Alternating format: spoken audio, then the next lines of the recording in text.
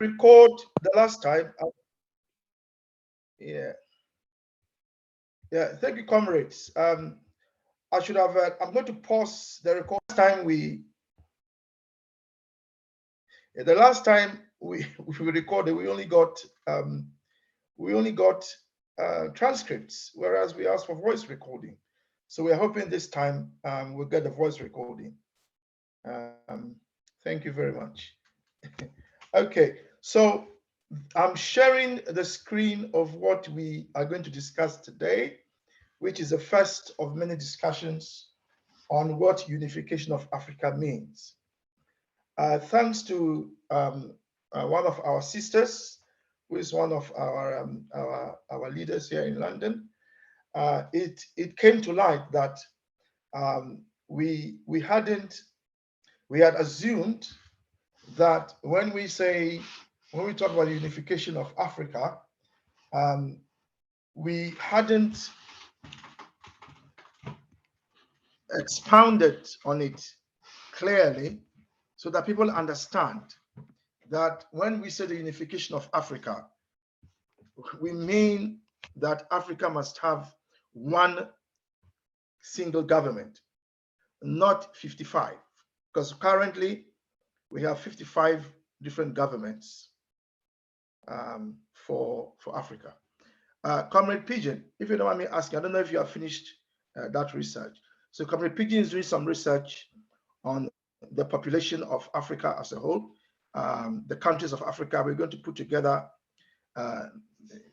some of you may already know, but we are putting together the land size, the size of land of all the African countries and their population. And I want to look at other countries. So that's what we are doing. I don't know if Brother Pigeon has gone far with that. He's the one leading our research on that. Yes. Okay. Yes, I am done with the illicit flows that I was doing yesterday and tonight. So right. I'm done with the reports on illicit flows. So from tomorrow morning, I'll be doing the size. Okay. The population, the tribes, per nation, ethnicity, nationalities, and everything else. I'll do it tomorrow. Excellent. Thank you very much. Because what we want to show is that when we talk about African one government for Africa, I've spoken to a few people in the UK here, and the remark you get is that even possible? And you hear remarks like Nigeria cannot manage itself as a country. How will the whole of Africa manage itself? So you hear that kind of comment, and in that comment, you begin to feel that what people are really talking about is what they always do, talking down talking down Africa, as if because we are Black people we can't do it, and that because we are Black people and something is failing in one part of Africa, then it means that, I mean, not that Nigeria is failing, don't get me wrong, but when we were growing up, people used to say Black man, black sense, as if to say that the African hasn't got sense, that the African is stupid, or the African is silly, or the African can't achieve anything, the African is backward, the African, all very negative things about the African.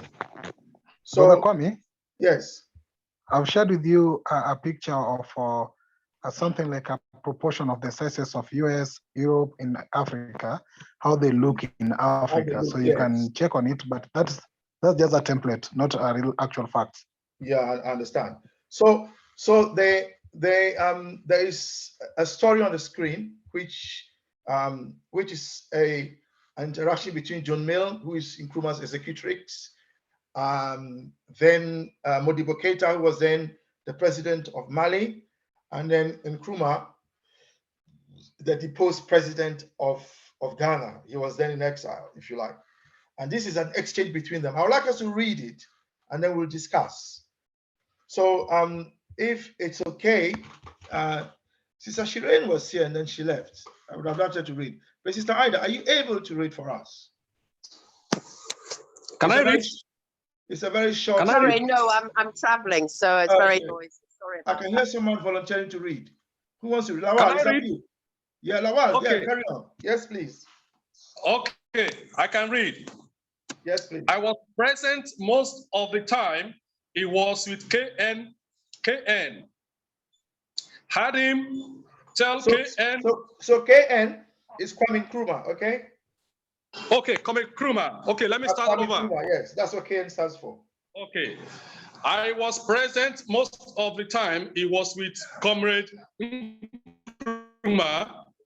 Had him tell Comrade Nkrumah that many of Sekou Touré's ministers were involved in sedition, and how disgusting it was. He thumped his fist on the chair and said Africa needed strong government. And there appeared to be a very strong character. Weaknesses in Black people, e.g. corrupt, etc. KN Nkrumah sat back in his chair, tapped Keita's left hand, and said slowly and quietly, "It is not the color of the skin. The solution is the political unification of Africa. When Africa is a united, strong power, everyone will respect Africans. And Africans will respect themselves." Keita, dumbfounded, the simplicity and lucidity of Comrade Nkrumah's solution, instantly agreed. That was all. Thank you very, very much. So yes, I want us to discuss this because there are some who may not have realized that when we talk about African unity, we mean the political unification, not the African Union. By political unification, we mean that we need to have one political government for Africa.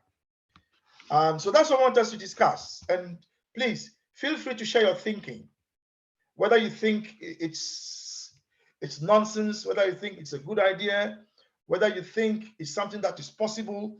Let us hear views, because what I want us to do going forward is that I want this class to be the champions of African political unification, because that is something that we don't hear very much of. I'm sorry to say that the current presidents of the neo-colonial states of Africa, including the progressive ones, like the Tanzanian ones that was killed or died or was murdered or was poisoned, we don't know which, Magafuli, we are told. In terms of all the good things he did for Tanzania, he's gone. And this underlies the problem that our neo-colonial president failed to get. You alone cannot secure Africa. One president, cannot secure the entire continent. We've heard that President Ruto of Kenya has been making some Pan-African noises, and then, I mean, I don't know what will happen to him. I'm hoping that nobody will touch him. But then we'll hear that, well, he's not saying that anymore, and that maybe he's here because Magufuli was trying to do the same. You see, it's only when Africa is one, united, with one president, with a security network that we are known for, have been known for throughout history, then can we secure our presidents? Can we secure the president and the ministers? And then can we develop the continent?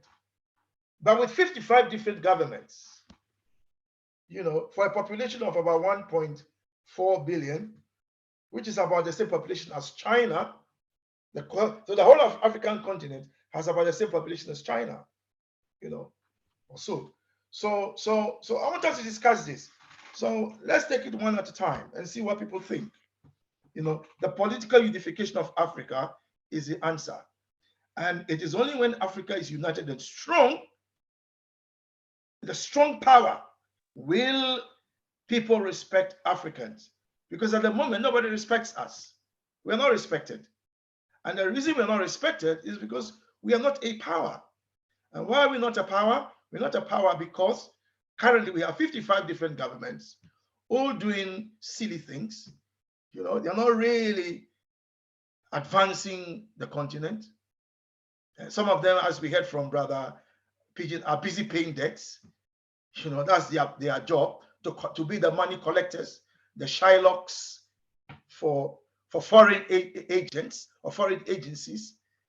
You know, our president, elected presidents, you know, what they do is to collect money. They are money collectors for foreign agencies. You know, they indulge in buying, selling, stealing, you know, and begging. I mean, that is not a serious government. So we need political unification. The promise is known to all of us here. So I'll open the floor. Let's start with, so I'm going by the names as it appears on my screen. So Sister Yolanda is first on my screen, so she can speak first. Thank you very much. I think this is a very critical question, but how can we unite? First and foremost, we must attain political power, but we must not forget the economic part of it. Now, when you look at the thinking of Kwame Nkrumah in having, for example, one African president, and we spoke about it, I think I touched lightly on it on Thursday. This is going to be, we must also acknowledge that it's going to be a bit difficult for us, because we need also to attain economic freedom. We need to ensure that I'm not sure, Chair, but I wanted to check first, who is on the platform? When I say who is on the platform, yes. I wanted to check in terms of political affiliation. I wanted to check in terms of status. Are we all there just students? Are we activists? Yeah, are we involved in structures in our different countries? Yeah, let me answer that question for you, Sister Yolanda. Okay. As far as I know, I don't know everyone on the platform, but Brother Pigeon knows almost everyone. So Brother Pigeon is the best position to say. So, Comrade Pigeon, would you like to answer that question? Okay, thank you. Our platform is majorly composed of young Africans who are either in different Pan-African organizations, movements, or some are still students. Majority of them are in African countries. That's the composition here. So we don't have any other person maybe. And majority all are blacks or Africans, maybe not blacks in terms of the black pigmentation, but majority here are Africans. There's nobody who is either white from here, whom I know, but so that's our composition. Most of us are in organizations, movements, and anything Pan-African. That's majority of the people here. Yeah, I mean, in terms of skin tone, we have a variety of light to dark. No, Chair. I am myself dark. Sorry, Chair. Yolanda, we understand the question you asked, but I just thought I would chip that in. I'm not suggesting that skin tone is what people's mind. I'm not suggesting that at all. But no, thank you, Chair. Maybe just to continue, the reason why I asked is because I'm not sure is it Comrade Pigment or yourself in the previous session on Thursday, you gave us a clarification of the three kinds of politicians that we are having. You even ask a question for us to reflect on where do we really fall maybe within. So the reason why I ask that is because when you also appreciate the fact or acknowledge the fact that we are affiliated to different political parties. Now, if we had to have one political party, for example, that unifies all of us within Africa. What came to mind and can be debated or argued on, I would look at the African National Congress, for example, the ANC, the formation of it, the thinking about it to unite Africans where they find themselves oppressed, not only in South Africa, and in the world. Because the many leaders that really formed it were not only based only in South Africa, but we had very different leaders that shared in the same vision. And I would take it that at that time, it was under difficult conditions, that they had to agree on one party that will then unify all of us, where we, for example, would identify one language. When you look at Pan-Africanism, when we have one language that can identify all of us, like China, you have Mandarin that they have all agreed upon as a continent. This is what they would be identified with. I think as Africa, that is where we need to really move into. It is possible to have one country. Of course, there are consequences with regards to it. I look at it very positively because now we'll be one. There wouldn't be really regionalism, but we will be sharing in the wealth of our continent. There will be open trades. It will be very easy for us. We will then have one common voice that we will use to find ourselves within the world, and also sit into platforms where we share within the common shared vision that is there for the world, where Africa also has its space and place to make these inputs. So from my side, Chair, really, I think that it is possible we can really continue with the thinking of Kwame them. But I'm not saying be short-sighted or forget the other thinkings in a way. We are where we are now today, learn lessons from it, but let's then strive to have that identification of one political party and move into that direction. Right. Okay. So we move to the next person, but can I make two quick comments? So thank you for your question. Who are we on the platform? Because when you clarified, I understood where you were coming from. So there are three types of politicians, as we saw in the introduction to Consciencism. They are the liberal politicians who want the wealth of Africa for only a small group. And there are the conservative politicians who want the wealth of Africa for sometimes just one family or one person, like a monarch. And then there are the radical Africans who want the wealth of Africa for the benefit of all. Now, let's be clear. The liberal Africans and the conservative Africans are not really interested in the unification of Africa. Let's be clear on that. And the African Union, as it is how far they will go. They'll go that far and no further, in the sense that the African Union will be like Europe, where you have the different states, sovereign states on their own, and they might have an African parliament and so on, but executive government and the election of executive government will be in the different African countries. So that is one type of union, and there is no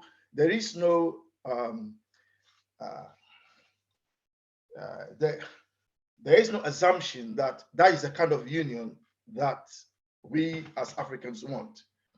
The fact that Europe cannot have a political union does not mean that we Africans can't have one. Now, in terms of a political union, China, as Sister Yolanda has mentioned, China has about the same population as the whole of Africa, and yet they have one government.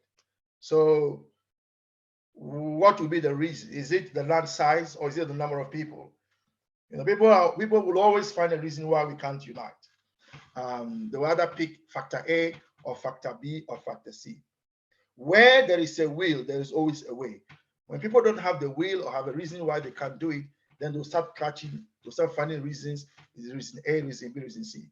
So thank you for that question. So what kind of politician are you? Because if you're a liberal politician or a conservative politician, that you don't really want the wealth of Africa to benefit all of Africans. So you are not really a part of us, because in Consciencism, our mindset is a radical mindset in the sense that we want the wealth of Africa, first of all, to benefit the people of Africa, so that Africans, the ordinary African, can have the best life and human happiness. Currently, the people of Africa are neither happy nor have quality life. A few people do, but the majority do not have quality life and they are not happy.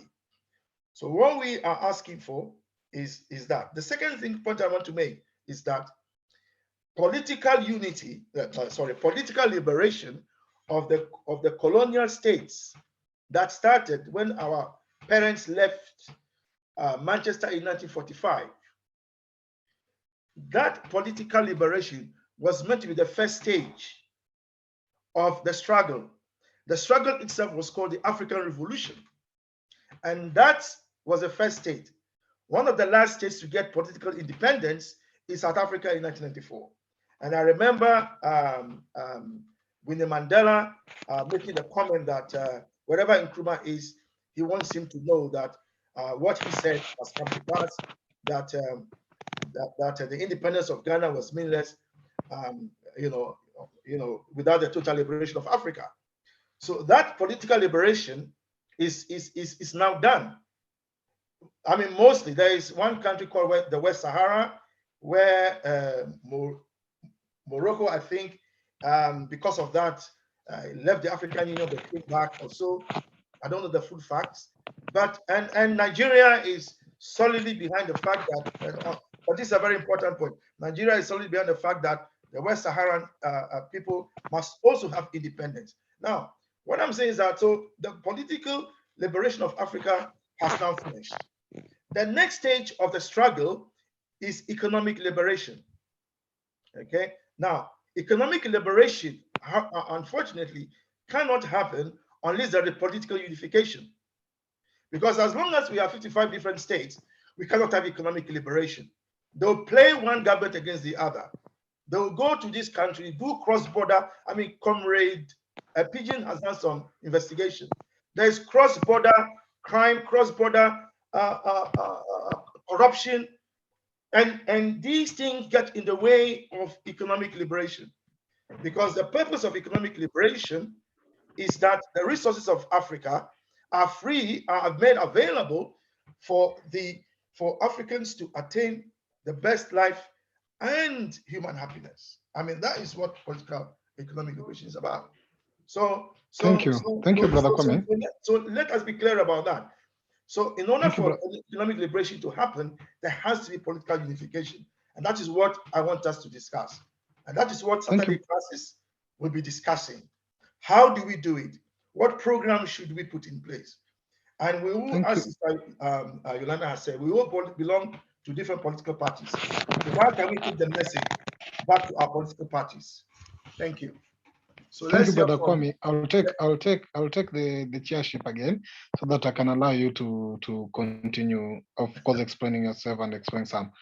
So I'll go to Brother Mafafa, but before I move to Brother Mafafa, I'll read one quote from Neocolonialism book of Kwame Nkrumah, page 2, which says that if Africa's multiple resources were used in our own development, they could place her among the modernized continent of the world. But her resources have been and still are being used for the greater development of overseas interest. That is page 2 of Neocolonialism book by Kwame Nkrumah. Brother Mafafa, kindly proceed. Thanks, Chair. Thanks, Chair, for this meeting. Greetings, Chair, leaders. One may first apologize for coming late. It is a good section. Leadership, my submission will say that I want to begin that Kwame Nkrumah was correct. And I still believe that he still correct. His ideas are still correct even today from the political unification of Africa. He once said the total liberation and unification of Africa under an all-African socialist government must be the primary objective of all black revolutionaries through the world. it is an objective which, and when achieved, will bring about the fulfillment of the aspiration of Africans and the people of Africa decent everywhere. The speech continues. I won't go deep on it, but I want from the paragraph, from the response that Ngurume gave there, to say, what do we mean about total liberation? When you speak about the total liberation of Africa, but what do we mean about those words? We cannot define total liberation of Africa without addressing the issue, the issue of African unity. Because when you speak about total liberation, the total liberation of Africa, it means that from the consequences, looking back from what have been happening from the 1884 Berlin Conference, where we speak about where slavery, yes, indeed slavery were there, but when this slavery started, it means that we want to end the issue of mental slavery for all African. And we want to define our total liberation by saying Africa must control African resources.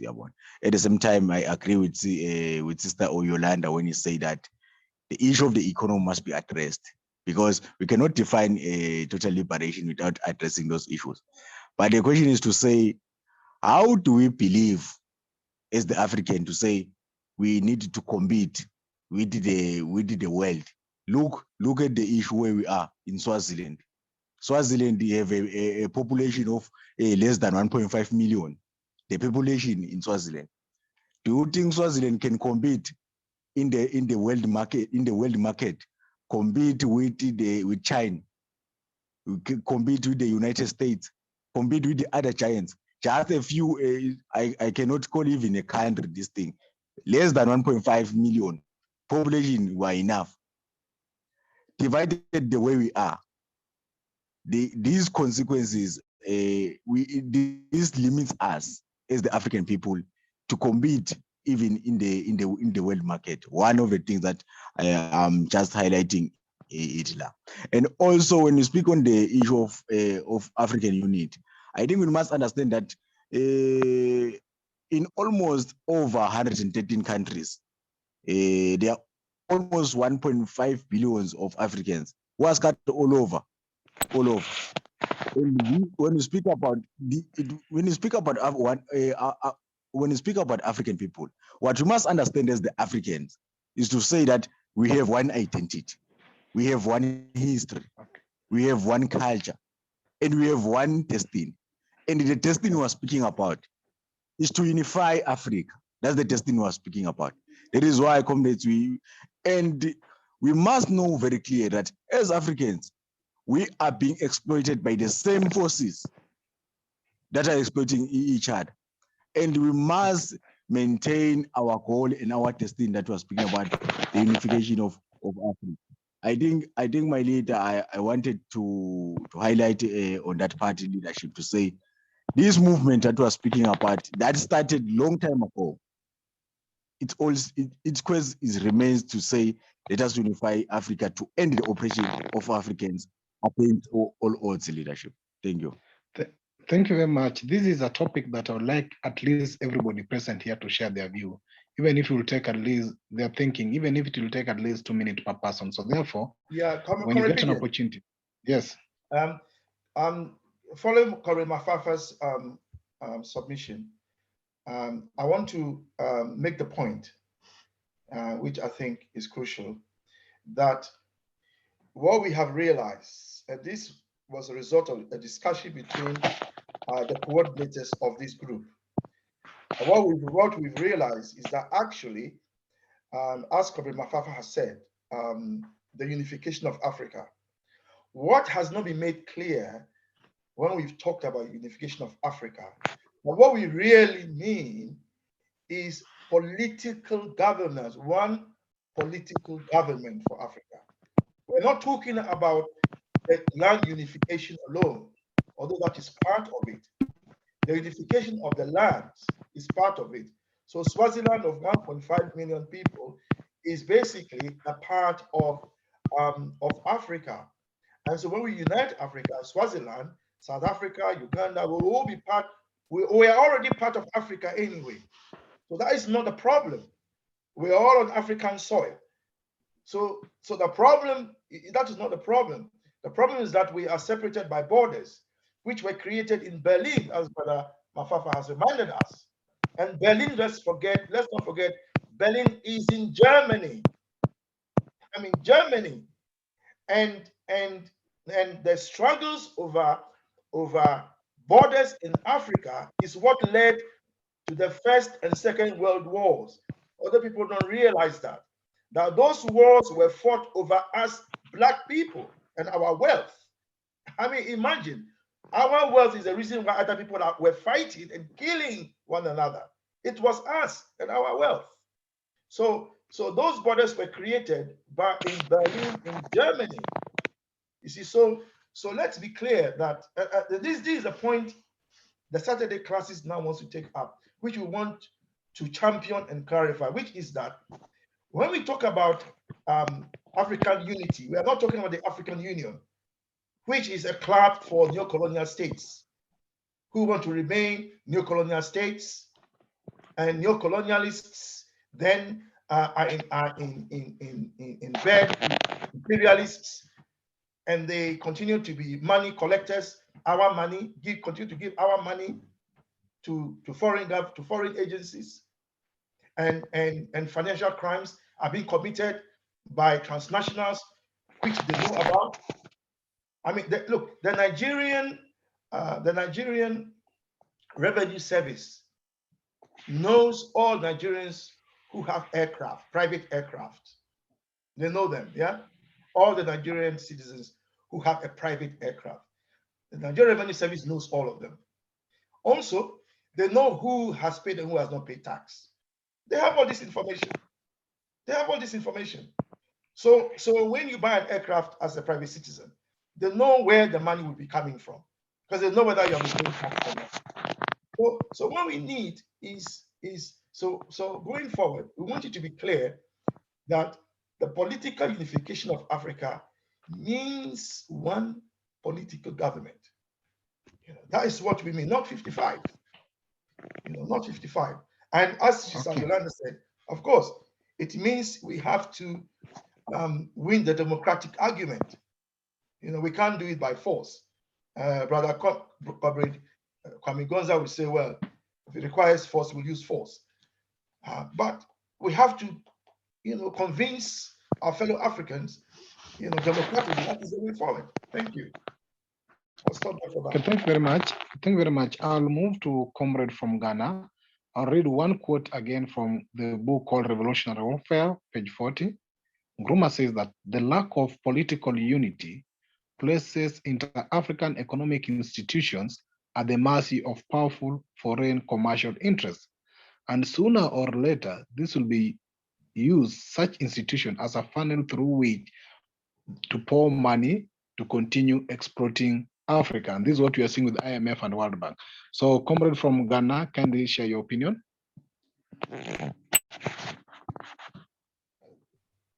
Comrade Yakubu, are you able to share your thinking?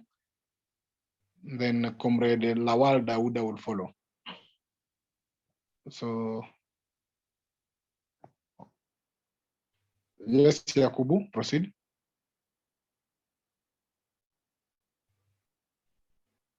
Okay, Comrade Lawal Dauda, you can go ahead. Yakubu will come up later. Okay, thank you so much, my comrade. I so much appreciate this opportunity given to different people from different corners of Africa to contribute to the possible development of African unity. Number one, I have a point. My point is that uniting African countries can be a complex and long-term progress. Sorry to say that. The reason why I say it can be a long-term progress is because it can only be achieved through a various approaches. And the approaches I want to analyze. Let me start. Are you with me, sir? Hello, sir. Yeah, continue. Comrade, continue. Are you hearing me? Are Comrade, you we hearing can hear me? you. Continue. We can hear you. Okay. Now, strengthening the regional integration and to promote and support regional economic communities such as African Union, the Economic Community of West African States, the ECOWAS, the Southern African Development Community, SADC, and the East African Community, EAC. Enhancing these organizations and ensuring their effective making and coordinating among African countries. You see, this is one of the points I can say it can help us towards our unification. And it is important to note that achieving unity among African countries require dedications, political will, and sustained effort from all stakeholders involved. And there's one of my leaders in the house that mentioned something earlier on, which is most important. You see, there are some people that the wealth of Africans, to them, is not to be shared by all Africans. So we are not on the same page now. So I think we have to introduce a platform, a unification of African regions that will promote our unification. So I think this is all I can say for now. Thank you. Thank you very much, comrade. I would like to invite Comrade Gonza is gone. Comrade Yakubu.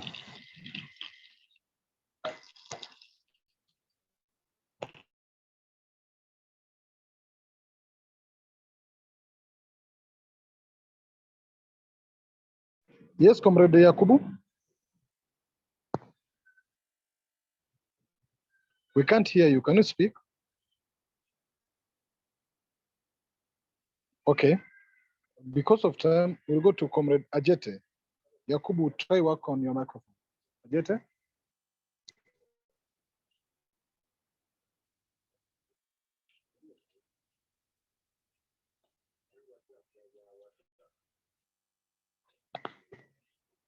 Comrade Ajete, can you hear me? I'm sorry, I'll pass it. I don't have any material at the moment to share. Okay. Yeah. Comrade, let me go to Jason. Comrade Jason.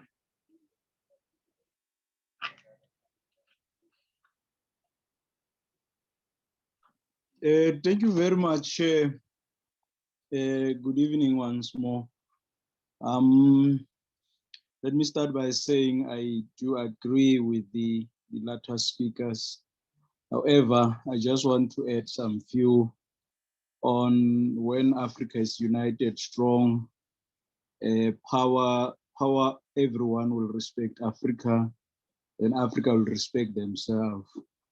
My sentiment or my view is that take into considerations the infiltrations around Africa or the settlers that are around us, and also the motive forces around us that being dealt with, obviously building the strong institutions that can guard against all that. All from my side will say is that if Africa should learn on how to practice their own to start with, until that day Africans start practicing their own culture, we will never succeed if we don't start doing what is of our own, which we call African. For instance, globalization have never had any country and continent. So if Africans if Africans must succeed, we should at all time practice what we know best according to our own culture. So doing that, obviously through building powerful institutions, will be able to unite the Africans, taking into consideration with all what the latter speakers have said. That's my submission so far. Thank you, Chair. Thank you. Comrade Dan Bele.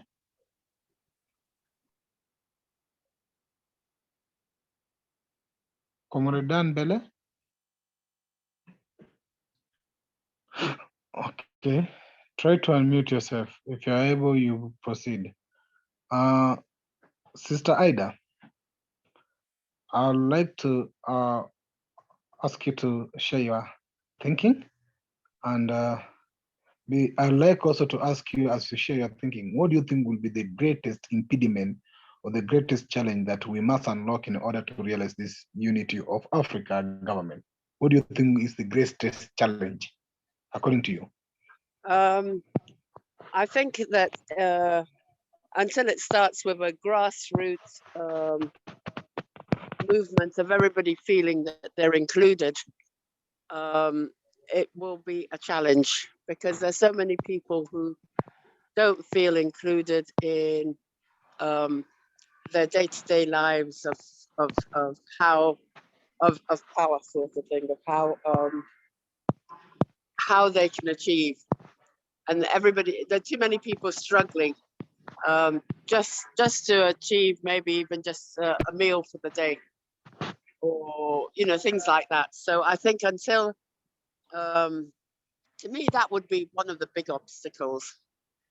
But I like what everybody has said so far. It's very interesting, and I think once the struggle is on the ground, that people want to see change, then change will come. If it's from people at the top moving downwards, it won't necessarily come. That would be my thoughts. Thank you. Thank you, Sister Ida. But from your talk, you believe it is possible. It's something that can be done. All I can say is that nothing is impossible, but it has to be a mighty movement for it to really achieve the goals of one government. Yeah.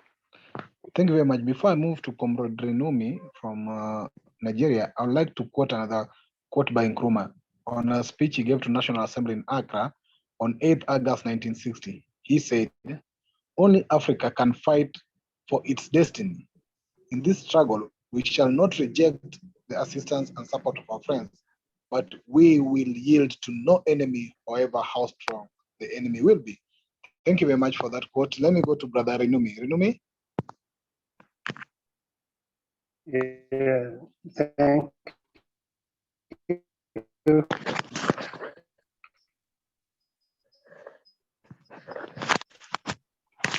Thank you. Renumi, yeah, it's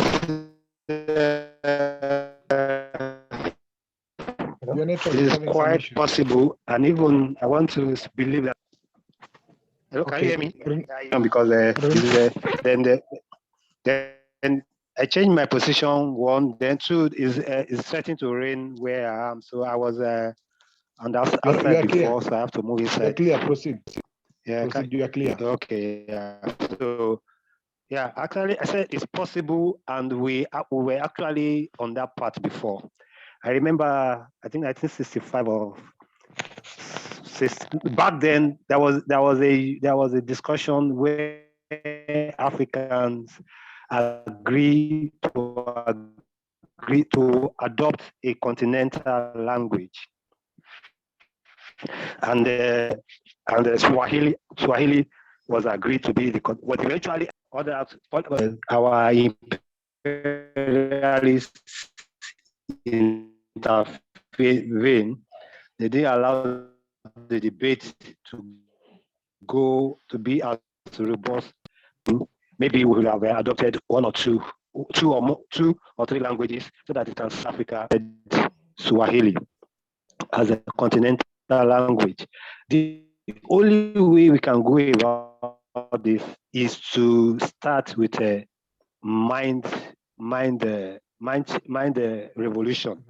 If we do it otherwise, the imperialists will quickly see the move and they will work, they wouldn't allow it to work. Take discussing in West Africa some years back about ECHO, a currency that will unite the West African countries. The moment that France realized that this policy, if pushed through, is going to affect their holding down of many African resources, they worked against it. So one thing is that we need our language. We need a language. We need a language that we can code ourselves in, so that whoever wants to get into us needs to get into that language first. And that is one thing I think our East African brothers are already getting going from them, because they already have Swahili, which even people in America, people in China are trying to learn so that they can get into that community.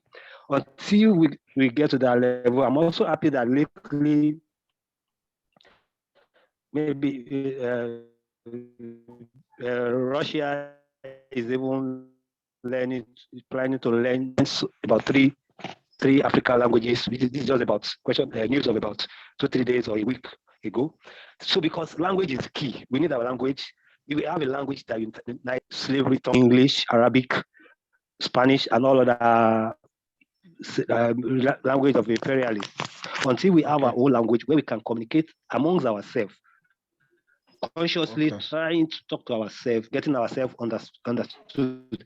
That is when we were going to move. Personally, I believe is needed. So there is only where we unite ourselves in that region that we can come back to dismantling the Berlin borders.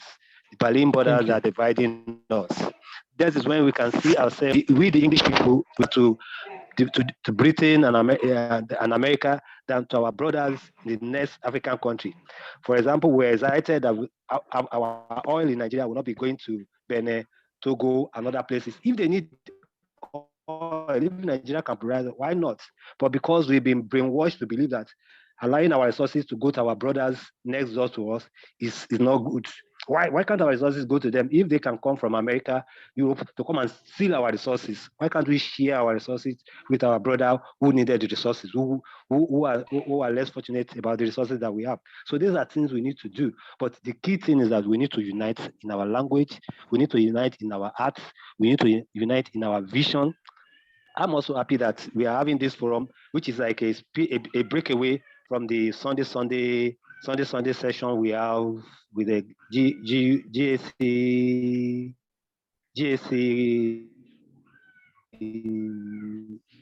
Okay, comrade, I'll cut you short, please. Talk. So comrade, allow me to cut you short, please. Okay, thank you. I'll give comrade Ajete. All right, okay, yeah, let me just round up here. I'm done. Let me just round up. So I think we can move forward from this talking to actually trying to organize ourselves. Like I try to, like my brother, I would like to have his number so that we in Nigeria, we can even start talking at the Nigerian level, because we relate to other African people in Ghana and Kenya, other stuff. We need to really move. We need to network among ourselves. That's the only way we can form the network we require. Thank you. Thank you very much. We are having 7 minutes to the end of our class. I'll give Brother Jete to at least be brief enough. Then Dan Dembele also will be brief enough. So 2 minutes to each of you, please. And then Brother Kwame will summarize as we wind up the class for today. Brother Jete. Thank you. Initially, I didn't have much to say, but when Sister Ida came on and I said, yes, she's had a point when you say we need grassroots participation in our movement. You see, for our unification is grassroots. Without a grassroots, you can't get anywhere, because nothing is going to happen without grassroots, right? How is this grassroots going to get involved? Because the grassroots are not informed. They don't have the information. Nothing is getting around to them. They need the information, right? Now, we find out that our enemies, they are in the churches. They've organized from such a long time, over hundreds of years now. They are organized and they are reaching into every bedroom with their radios, reaching into every community with their churches, organizing, building churches, getting the people together to build churches. In the name of Jesus, they've built so many churches and organized all of the people under them through their propaganda. They have a strong machinery that is going on against us. For us to get anywhere near them, for us to get our information across, we need to meet them in that same manner. Where are we in doing that? Without that information getting to the people, to get dislodge the Jesus that is holding them back out of their mind, we are getting nowhere.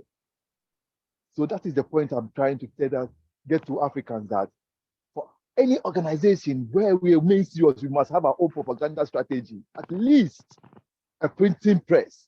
But to get to a printing press, you can start with their own printing press. But right now, I was discussing with Brother Pigman and other people, we are finding issues around copyright and those sort of things.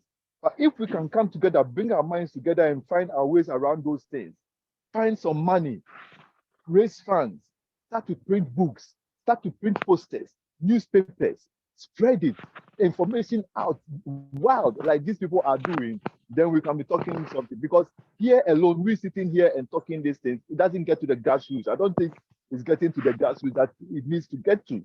Thank you. Thank you very much, brother.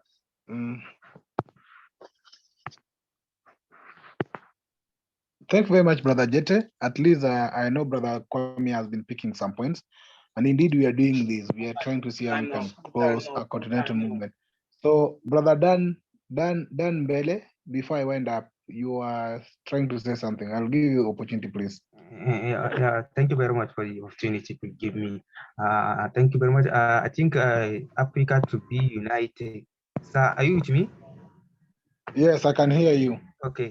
I think the major challenges we can face in this revolution is about our politicians. So politicians and also the influence that our former colonists they have in Africa. And also, I think this will be the first of things we should do in this program is we should try to my revolution. My revolution is the best thing that we can unify Africa. So I think I can advise to all of us here to share, like to create some network that we can do this program to use our local languages to continue this revolution. That's what I think. That's my point. Thank you very much for the opportunity. Okay, welcome. We are having 3 minutes to go, 2 minutes now to go. And I'd like Brother Kwame, I know it will be less minutes, but at least we can summarize some of the points we've had, and we see how we can build on this moving forward. Thank you very much, Brother Kwame. Christian Kwame. Yeah, no, we'd like to thank everyone for their views. It was interesting hearing everyone. I think it's fair to say that today is, in a way, is the initiation of the discussion around the political unification of Africa. So in fact, today, since we started reading Consciencism, I must say, today is the first time we've actually initiated a discussion. I mean, thanks to Sister Ida for her wonderful intervention. Today is the first time we've actually initiated a discussion around political unification. And we've heard from us. And you can hear in our contributions the kind of arguments that were made prior to 1963 when the OAU was formed. And one of them is the argument that we should go gradually. And that gradualism is what Brother Lawal mentioned. Oh, why don't we wait till all the regions are efficiently being run And then once they are strong and united and working well, then we unite. And then you hear arguments, then you hear other arguments that, oh, no, Africans are not ready to unite. Let's not talk about unification yet. Let's wait until the African governments have advanced and the African countries are being run, and then we can unite. We've heard that argument, and then then there were also arguments about, well, what about the language we shall use? Shouldn't we have one language that we can all use? And we are here now. If I speak my language, I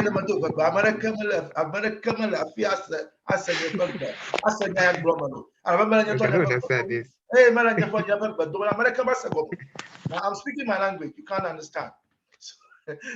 So there's somebody speaks Kikuyu. Somebody speaks what's your language? Your language is the Luo. Luo. Then somebody speaks Ga. Then so what about all these languages? How are we going to understand one another? But here we are speaking English. You are understanding me, I'm understanding you.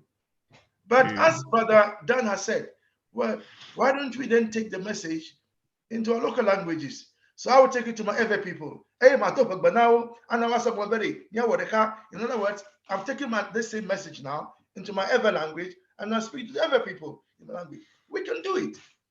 So one language is not a prerequisite for political unification.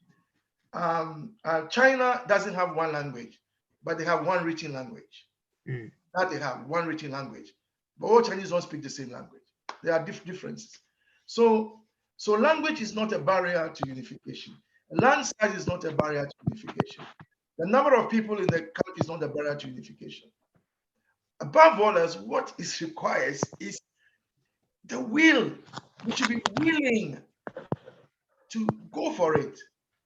And I think I'll stop there because I'm trying to say that we've initiated the discussion today, and hopefully we'll continue next Saturday.